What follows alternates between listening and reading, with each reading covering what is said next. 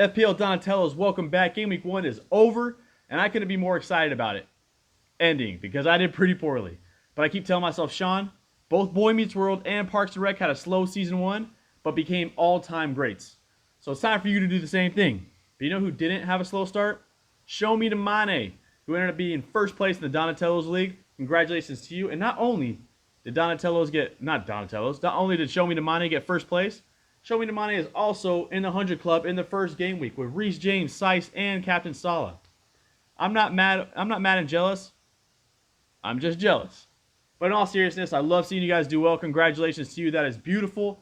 And without any further ado, let's go ahead and jump into my game week 1 squad.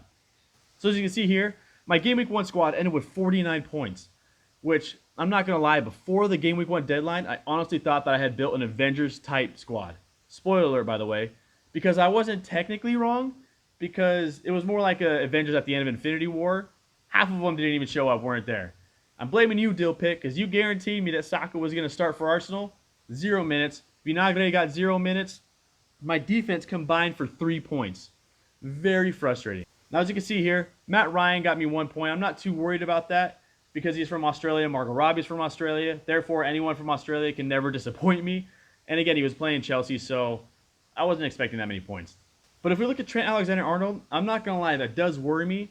But I'm also not going to lie, this was the best case scenario for me. I was kind of hoping that he would have a poor first game because a lot of people would then transfer him out and probably get in Robertson or Van Dijk. And that's exactly what's happening. I think about 7 to 8% of his owners have given up on him and have moved on. And for me, who loves Trent Alexander-Arnold, this is the best case scenario. But at the same time, I am a little worried because he only had 2 attempted assists and he hasn't looked that great from the restart, although he had that wonderful free kick goal. So I will keep an eye on him, but for now, he is a set and forget, and I'm going to ride with him for a little while. Then we have Kyle Walker-Peters. Now, for me, KWP, 1 point, not bothered about it because watching the game and even looking at the heat map, they back each other up. He looked pretty good going forward.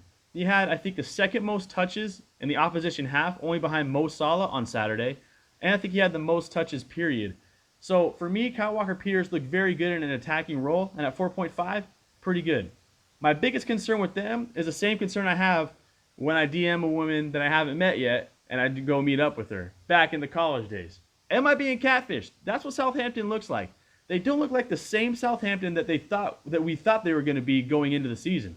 I thought they would battle for like 9th, 8th place, maybe. But right now, they just look like they're struggling. They just lost in a cup match today to Brentford, I think. Fact check me on that. But they don't look as quality as we thought they were going to be. But at the same time, 4.5, I can't ask for much. And of course, Vinagre not playing, that hurts. Getting a 0 from a defender, I took a chance. You know what the worst thing was? Is my tipsy transfer was to get rid of James Justin and bring in Vinagre. I should have just stuck with it, but it is what it is. Let's hope that he starts next week. Now, if you look at my midfield, there are 2 things that stick out. One, Saka didn't start. I'm blaming you again, Dill Pick, twice in this video. Just kidding, I love the man. But the second thing is, I captained Aubameyang and Mo Salah got 20 points. Aubameyang got 7.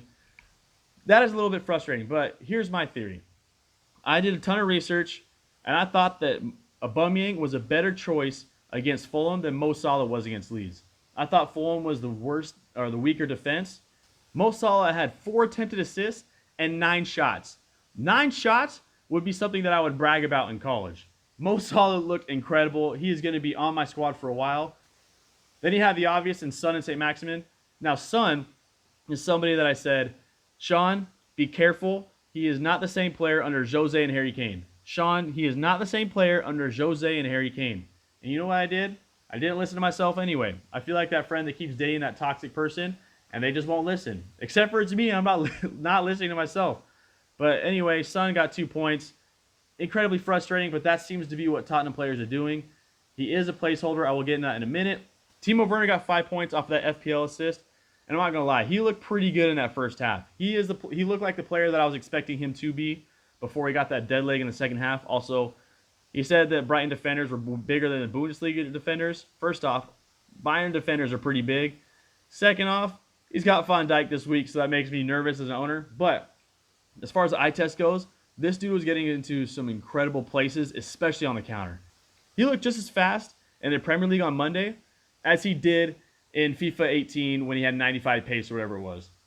He looked really good, so I'm not worried about him. He's going to stay in my squad. Then we have Danny Ings, Mr. Reliable, got me 2 points. A little unlucky, but again, he was a placeholder. The 49 points for my first game week isn't exactly the start that I was expecting, but I'm staying optimistic, I'm staying positive, and we roll into game week 2.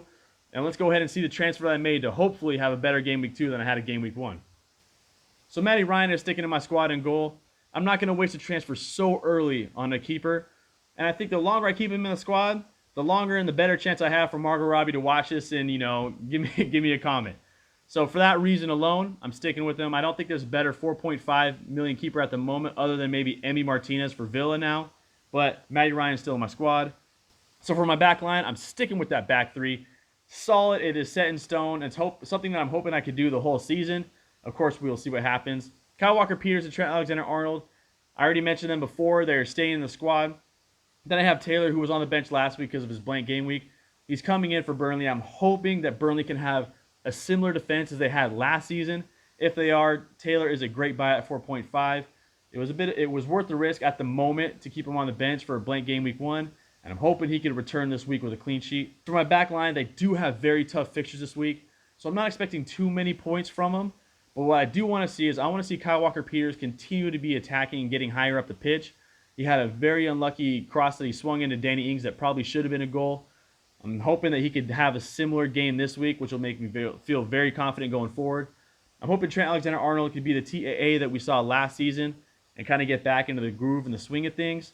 As far as Taylor goes, I just want to see if their defense could be similar to what it was last season. So those are the key points I'm looking for going into game week 2 with the back line. So as you can see here in my midfield, here is where I made my transfer this week. I took out Son, somebody I was expecting to take out in game week 1, hoping that he can get me a return for 1 week. Did not. He is gone. Who am I bringing in? LLJR. Ladies love James Rodriguez. This dude is a phenomenal soccer player, football player, whatever you want to call it. He is great at it. He is on an Everton squad that looked very good in game week 1. I know it was only one game week, and maybe I shouldn't have gotten overexcited, but he was definitely on my watch list. And the only thing I want to see from him was, is he going to be the James Rodriguez that I have seen for the past 5 or 6 years? Over his whole career, his goal involvement per 90 is 0.9. Incredibly high for someone who's only 7.5 million pounds. Now, of course, he played with squads like Bayern and Real Madrid who had Christie, Gareth Bale, Lewandowski, of course. But he has Richarlison and DCL, who obviously are no Christie or Lewandowski, but I do expect both of those players to have double-digit goals in the Premier League this season.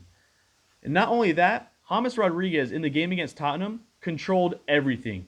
He was on every major key pass.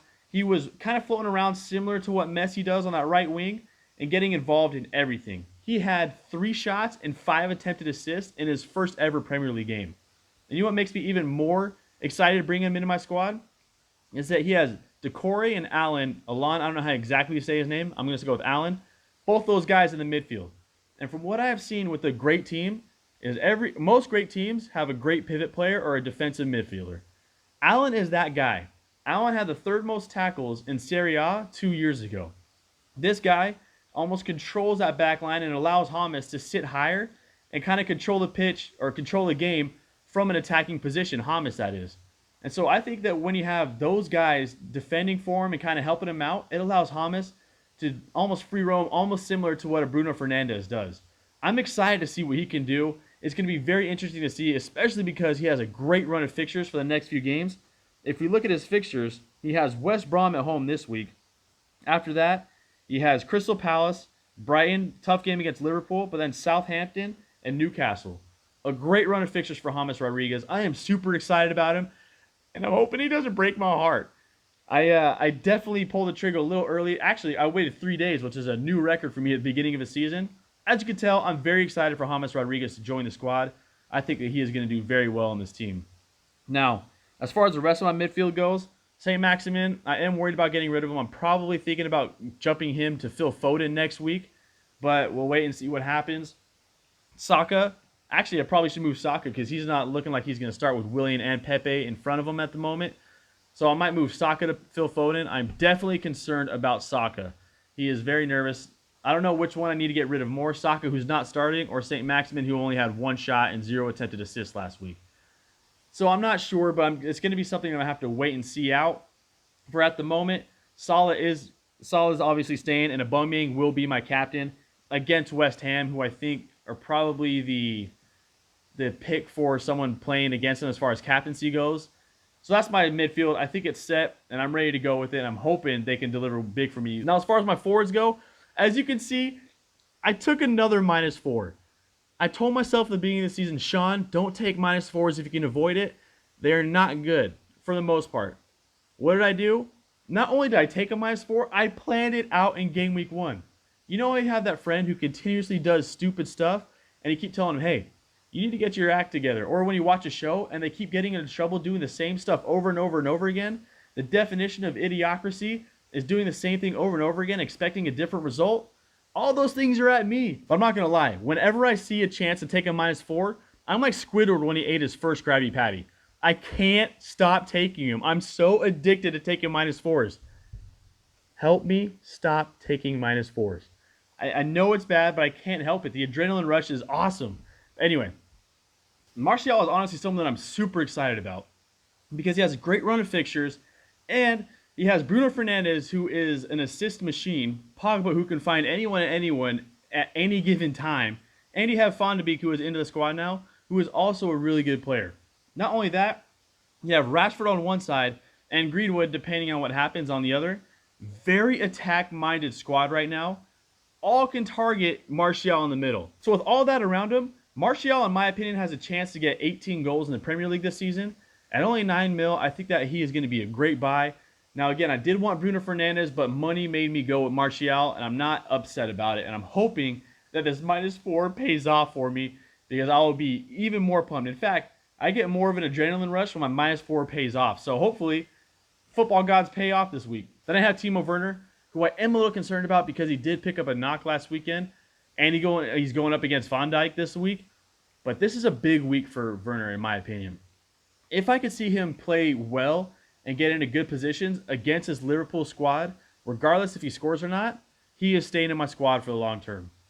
Now, I say whether he scores a goal or not because, again, it doesn't look like he'll have Pulisic or Ziyech or Kai Havertz up to what he could be yet. So I am going to be playing a little bit of a waiting game, and Ben Chilwell. So it is going to be more of a let's see what Timo Werner can do against this defense. Now, let's also not lie. Liverpool don't look the same defensively as they have in the past couple seasons. So Timo Werner could end up scoring a goal or two this weekend, and I wouldn't be too surprised. But again, this is going to be a very important week for Timo Werner. So that was my team selection. Let me know what you guys think of my squad, and let me know if I was crazy for taking that -4 so early, especially planning it. And please don't be too hard on me. But let me know who you guys are bringing in, whether you're going to wild card right now. And hopefully we can all have a great game week too. If you're interested, I will be streaming hopefully on Sunday, my first ever live stream after all the matches conclude. It's going to be a Q&A type just so I can get to know you guys better. But right now I'm just still trying to figure out the technical side of it. But I am trying, and I'm going to be planning to do that on Sunday. Now, I am also starting a podcast with my best friend who got me into FPL. Now, it's going to be more of a soccer or football, whatever you call it, more of that kind of talk. But, of course, there will be FPL because I can't get it out of my brain ever. And so it definitely will be there. Stay tuned for that. Anyway, hope you all have a great game week too. Thank you so much for tuning in. You guys are awesome. And as always, Don out. Make someone smile today. Because that was my team review. My team preview. Please like and subscribe.